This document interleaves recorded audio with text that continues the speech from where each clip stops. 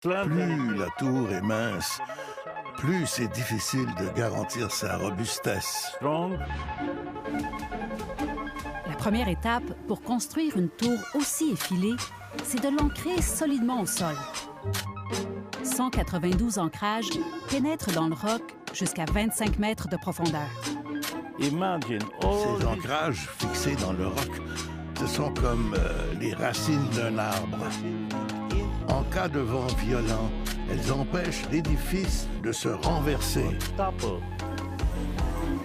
Hors du sol, l'ossature de l'édifice s'élève en suivant la forme de la lettre H.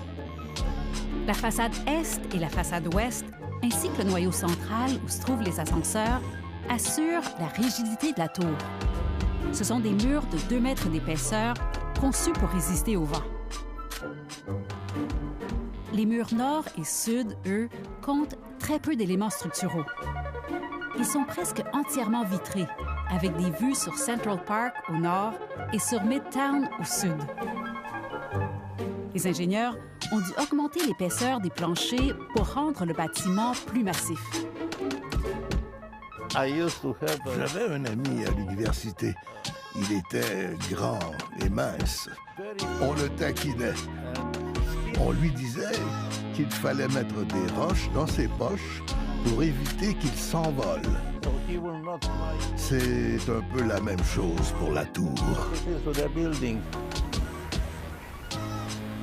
Le vent, c'est l'ennemi numéro 1 des architectes et des ingénieurs qui conçoivent des gratte-ciels super talls. C'est ici qu'entre en scène l'ingénieur canadien Garrett Kelly, spécialiste du vent chez RWDI. Son équipe a travaillé à la conception